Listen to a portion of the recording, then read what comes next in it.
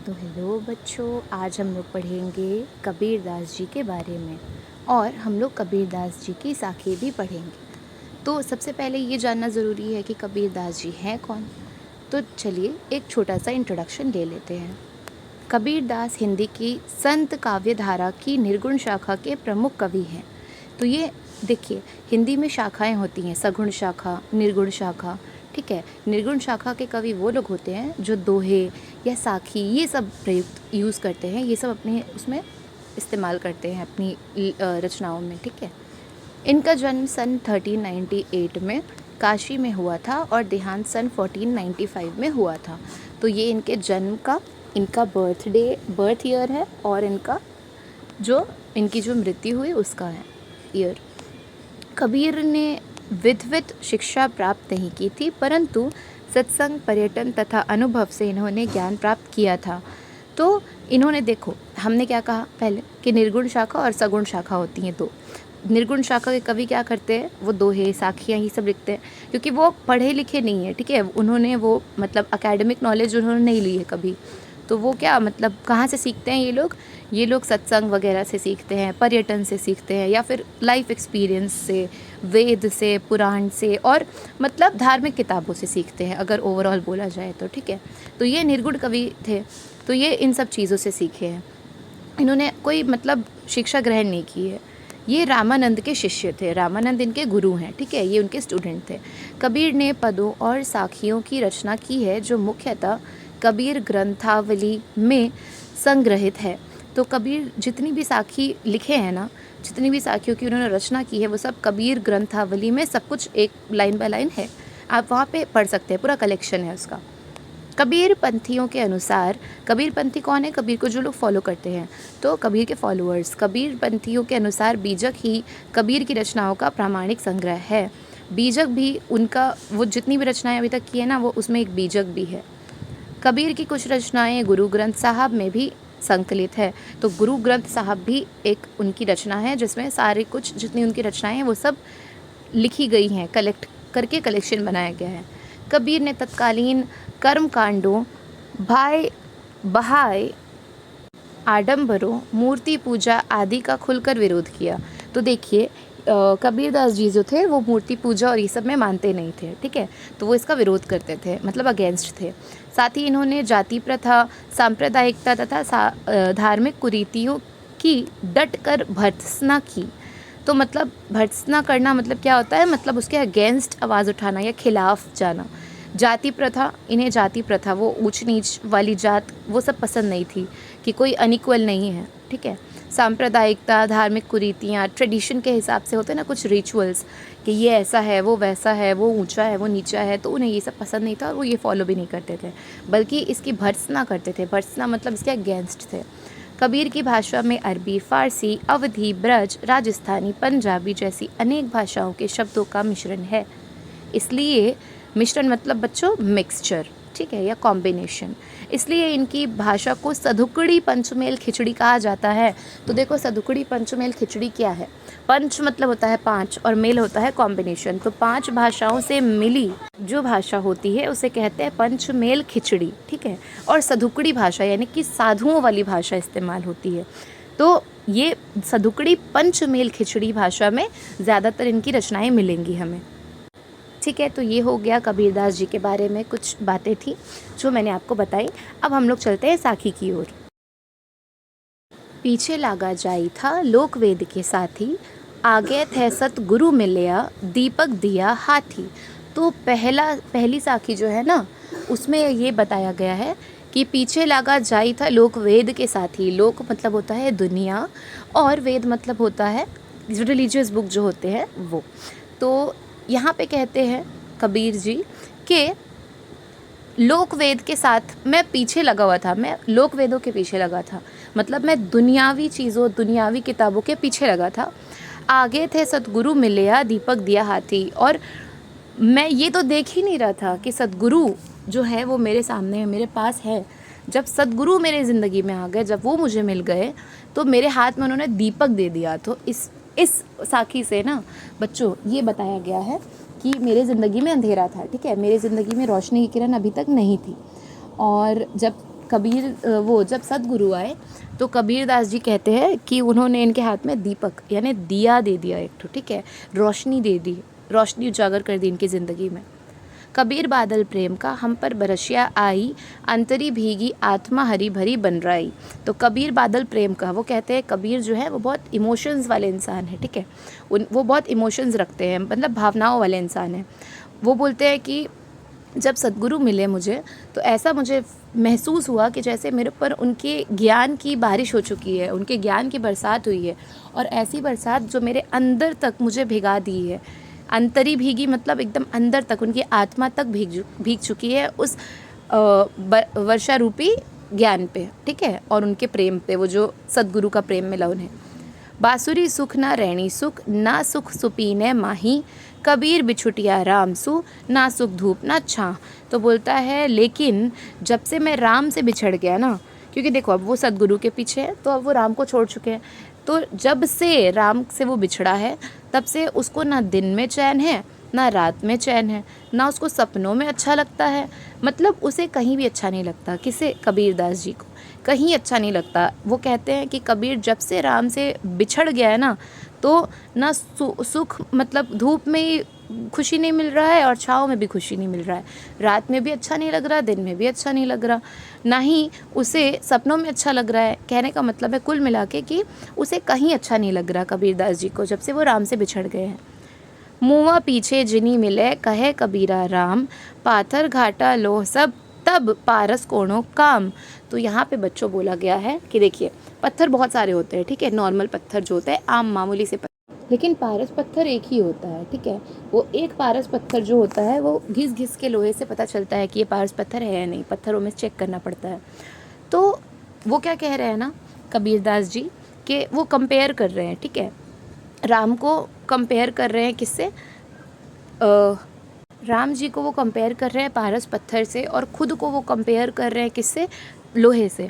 तो वो कह रहे हैं कि जब लोहे में जान थी घिसने की, घिसाव की जान थी उसके अंदर, तो उस वक्त तो वो पारस पत्थर मिला नहीं, ठीक है, और जब लोहा सारे पत्थरों को घिस घिस कर जो पारस पत्थर है मतलब पारस पत्थर मिला नहीं, लोहा जो है वो घिस घिस कर, लोहा उसकी शक्ति ख़त्म हो चुकी है, ठीक है, लोहे की शक्ति एकदम ख़त्म हो चुकी है, नष्ट हो चुकी है, अब और घिसने की ताकत नहीं है और कोई शक्ति नहीं बची उसके अंदर, ठीक है। तो अब अगर पारस पत्थर मिलता भी है, अगर मान लीजिए बहुत सारे पत्थर थे, सारे घिसते घिसते लोहे की शक्ति ख़त्म हो गई, अब अगर पारस पत्थर मिलता भी है तो किस काम का, क्योंकि अब तो वो घिस पाएंगे ही नहीं उस पर हम लोग लोहे पे, और अब तो मिलेगा ही नहीं वो पारस पत्थर, उसकी मतलब रियल जो चीज़ है वर्थ वो तो निकलेगी ही नहीं, है ना। तो यहाँ पे वो यही कहना चाहते हैं ये पारस पत्थर और लोहे के भाव से कंपेयर करके कि जब मतलब वो दुनिया में है तब तो उनको राम मिले नहीं, जब उनको चाहिए था, जब उनको ज़रूरत थी उनकी, तो अब जब मैं मर जाऊं या फिर जब मैं मर के वापस आऊं तो प्लीज़ राम जी आप मुझे मत मिलिएगा। क्यों? क्योंकि जब मैं दुनिया में था, जब मैं आपको चाह रहा था कि आप मुझे मिले, तब आप मुझे नहीं मिल रहे थे, तो फिर अब मिल कर के क्या फ़ायदा, अब तो वो दुनिया ख़त्म हो चुकी है जिसके लिए मैं आपको मांग रहा था, जिसके लिए मुझे आपकी ज़रूरत थी। अंखड़ियाँ झाई पड़ी पंथ निहारी निहारी, जीभड़ियाँ छाला पड़िया राम पुकारी पुकारी। कहता है आँखों में क्या हो गया है ना, आँखों में झाई पड़ गई है, झाई, और पंथ निहारी, पंथ मतलब होता है रास्ता, निहारी निहारी मतलब देखना, तो रास्ता देखते देखते मतलब आपका इंतज़ार करते, आपकी प्रतीक्षा करते ना, मेरी आँखों में झाई पड़ गई है। जीभड़ियाँ छाला पड़िया, जीभ मतलब होता है ज़बान, तो ज़बान पे छाला पड़ चुका है राम पुकारी पुकारी। उन्होंने इतना राम का जाप किया, इतना राम को पुकारा कि उनके जीभ में, उनकी ज़बान पे छाले पड़ गए और आंखों में झाई पड़ गई। मतलब कहने का है कि वो इतना इंतज़ार किए, इतना प्रतीक्षा किए राम की, फिर भी राम उनको मिले नहीं। जो रोऊं तो बल घटे, हंसो तो राम रिसाई, मन ही माही बिसुरना, ज्यों घुण काट ही खाई।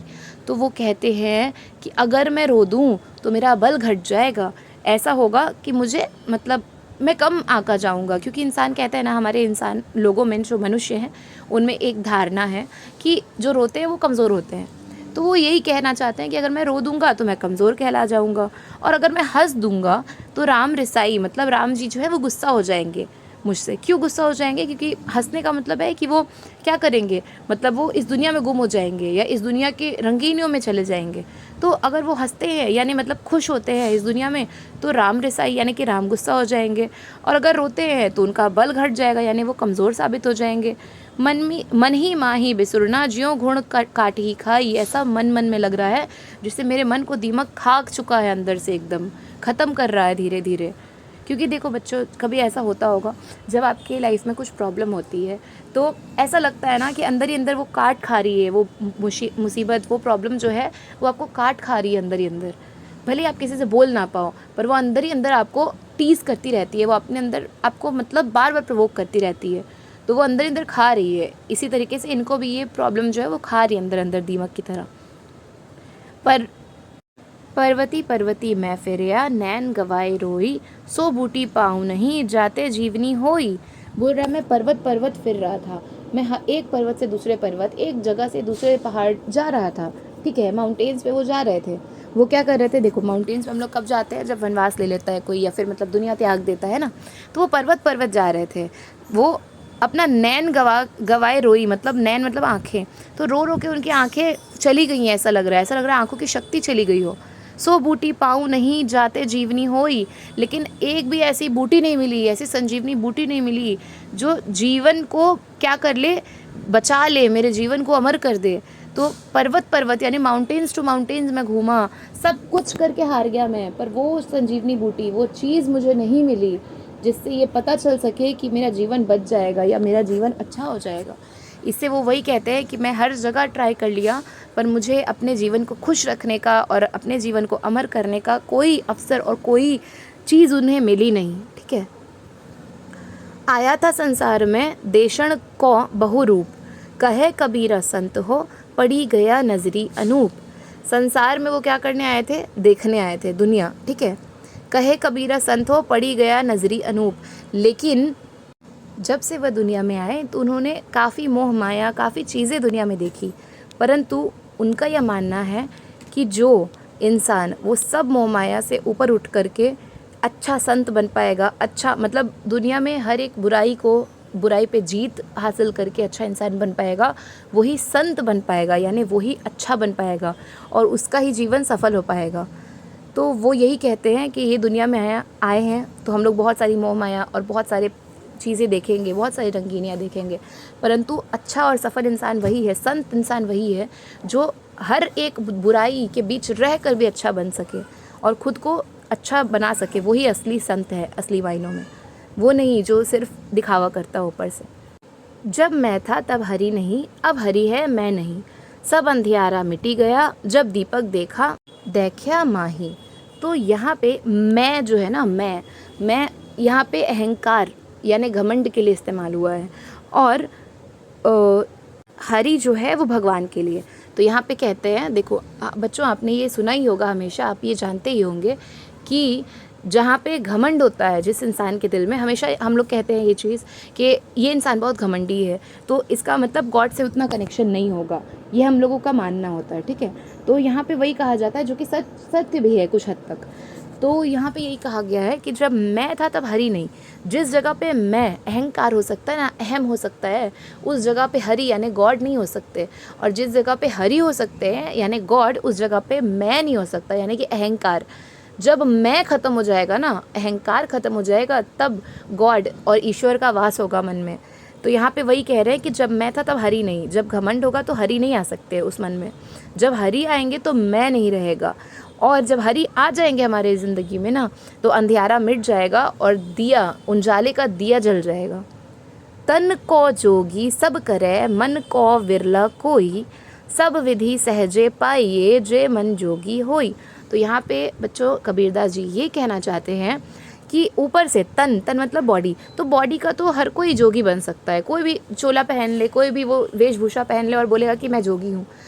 तो दिखावे से आप जोगी नहीं बन सकते, दिखावे से आप संत और महापुरुष नहीं बन सकते। आप संत पुरुष जोगी कब बनेंगे? जब आपका मन से कनेक्शन होगा, गॉड से, ईश्वर से जब आपका कनेक्शन होगा तब। ये नहीं कि आप तन पे कोई भी वस्त्र पहन लेंगे जोगी का और आप जोगी बन जाएंगे।